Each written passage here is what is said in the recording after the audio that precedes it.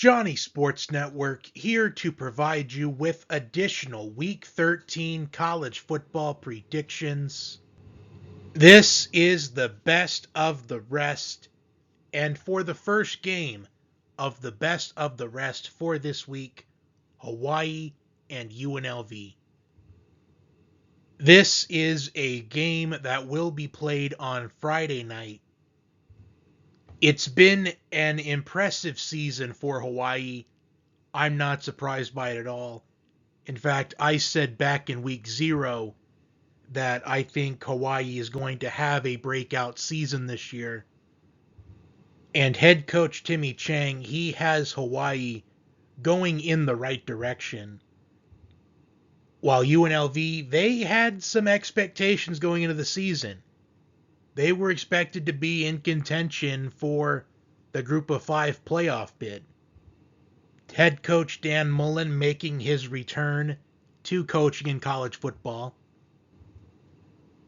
UNLV is averaging 459.3 yards of offense, 17th in the FBS. They're 16th in scoring offense, averaging 36.6 points per game. However, this is what I think the difference in the game is going to be. Hawaii is 9th in passing offense. UNLV, 130th in total defense. And UNLV entered the season with a plethora of Power 4 talent on their roster, but 130th in total defense, giving up 448.6 yards a game. Hawaii is 9th in passing offense. UNLV, 120th in pass defense. I am going with Hawaii to pull off the upset on the road. I'm anticipating this being a high-scoring game, and I think it comes down to who has the ball last, and I think it's going to be Hawaii. Hawaii scored 38 points against San Diego State a couple of weeks ago, and San Diego State, they have a top 10-15 defense statistically in the FBS. I can only imagine the potential point total they can score on UNLV's lackluster defense. Up next, we have Washington State and James Madison.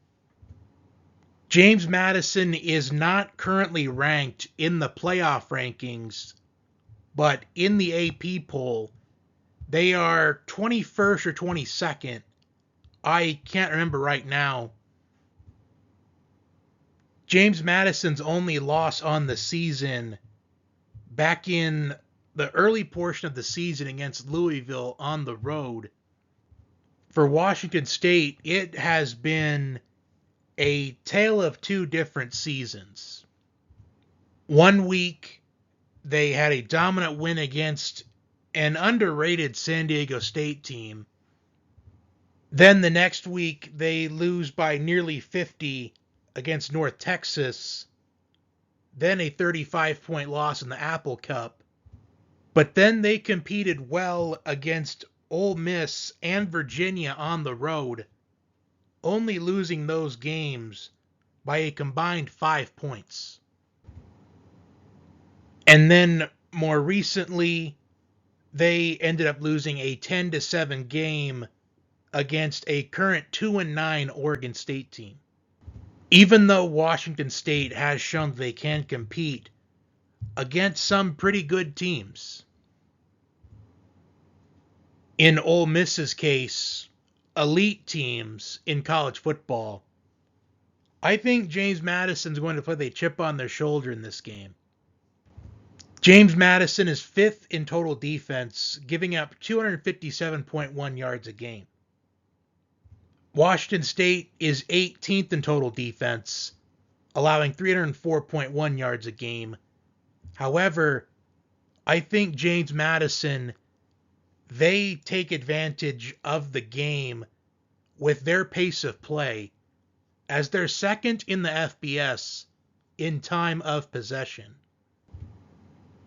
With James Madison able to control the game with their style of play, and playing with a chip on their shoulder because they feel like they should be the front runner for that group of 5 playoff bid.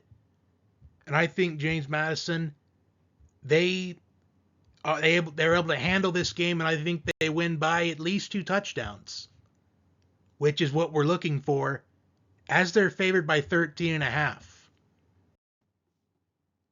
Kansas State and number 12 Utah. To say that Kansas State has had a disappointing season would be an understatement. Kansas State was a contender in a very stacked Big 12 conference. At least more of a stacked Big 12 conference than I think a lot of people would talk about. But Kansas State, they still have a lot that they can gain. They are still looking for their 6th win for bowl eligibility, on the road against Utah this week, at home against Colorado next week. Colorado 3-7 on the year. But I think that 6th win for Kansas State is going to have to come next week if they are going to get there. Because when Utah is having success, they are a tough team to defeat. Utah is 10th in total offense, averaging nearly 478 yards a game. They are also 6th in scoring offense, averaging 41.1 points per game. And Utah is 8-2 against the spread this season. And Utah is also 8-2 on the season, and the only 2 times they didn't cover were when they were favored against Texas Tech and BYU. When Utah wins this season, they cover. Their average margin of victory this season is 35.25 points per game. And with that being said, I'm going to go with Utah to win this game easily, to win by at least 3 touchdowns at the minimum. Nothing against Kansas State, but when Utah is having success, they are very tough to defeat. And unless Kansas State is giving Utah trouble early, I don't like Kansas State's chances in this game. Kentucky and number 14 Vanderbilt. This is one of those matchups this week where we have one team that has nothing to lose, but a lot they can still gain in Kentucky, going against a team that has everything to lose in Vanderbilt. Vanderbilt, they are still in the college football playoff race, entering this penultimate weekend of the college football regular season. While Kentucky, they are looking to get that 6th win for bowl eligibility, and credit to Kentucky. The expectations for Kentucky this season were pretty low. They were projected to finish last, maybe even second to last in the SEC. But they are currently on a 3-game winning streak. They have been competitive in some games this season. Against Texas, taking Texas to overtime, and they competed really well against Ole Miss back in week 2. There has been times in the last couple of seasons that Mark Stoops, he's had his team ready against the better teams on Kentucky's schedule. And we've seen examples of that just this season, even against Georgia last season, where Kentucky competed really well against Georgia, but every time they ultimately just could not get the job done at the end of the day. And I was close to at least taking Kentucky to cover the 9.5 in this game. A lot of people like to mention that Vanderbilt, they don't have the fan base, the home crowd. Even Nick Saban once said that going on the road against Vanderbilt, it feels like an extra home game. But for the loyal Vanderbilt fans that have been through so much, knowing that we're this late in the season, they still have college football playoff hopes. They're going to be loud. They are going to have their voices heard in this game. Vanderbilt being ninth in scoring offense, averaging 38.3 points per game. I do think they win this game by double digits. As much as Kentucky has some momentum going into this game, being on a 3-game winning streak, Vanderbilt, they are also having some momentum.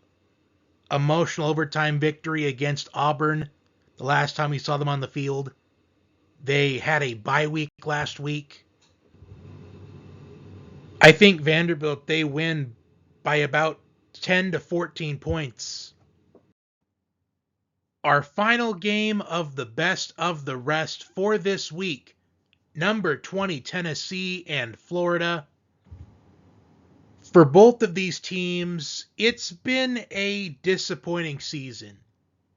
It may be controversial saying that about Tennessee because they're currently ranked 20th. But of Tennessee's 3 losses this season, 2 of them were winnable games. In fact, they had Georgia on the ropes. This season was Tennessee's best chance at beating Georgia since they last did in 2016.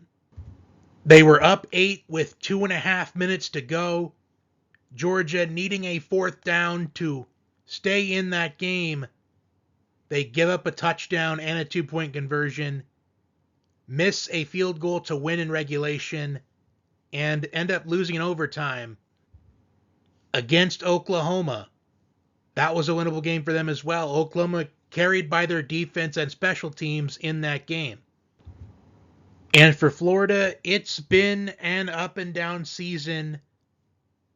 Losing at home against South Florida, then losing against LSU, and what was a winnable game for Florida, but DJ Lagway threw 5 interceptions, and 4 of those interceptions were in LSU territory, if I recall correctly. Then they upset Texas. They eventually part ways with Billy Napier. They compete well against Georgia. They have an abysmal performance against Kentucky, losing, if I recall correctly, 38-7. DJ Lagway was even benched in that game. And last week, responding to the abysmal performance against Kentucky, they compete pretty well against Ole Miss. Ole Miss did not have that game won until the final couple of minutes. I've talked about Tennessee's defense not being reliable as much as you need them to be to win games. 86th in total defense, giving up 390.3 yards a game. Offensively, 2nd in the FBS, averaging 495 yards a game. But the big storyline going into this game, regardless of how the season has gone for these two teams, it's the fact that Tennessee has not won in Gainesville since 2003. So it is a long losing streak for Tennessee in Gainesville. However, we have seen some streaks get broken this season. We've seen Georgia's home winning streak get broken. Earlier in the season, a big storyline with Texas A&M and LSU. Texas A&M hadn't won in Baton Rouge since 1994. They dominated the second half, won that game convincingly. All I'm trying to say is that streaks are meant to be broken, whether they are negative streaks or positive streaks. And if there's going to be a year where Tennessee wins in Gainesville, it would be this season, with how disappointing Florida has been. I may regret this pick, but I'm going to pick Tennessee to win this game and cover the 3.5 points. I think Tennessee, they finally win in Gainesville for the first time since 2003. And that will do it for my Week 13 college football best of the rest. If there is a game that I did not predict in the best of the rest or in the main 7, and you like my thoughts on it, please leave it in the comment section, and I will give you a response.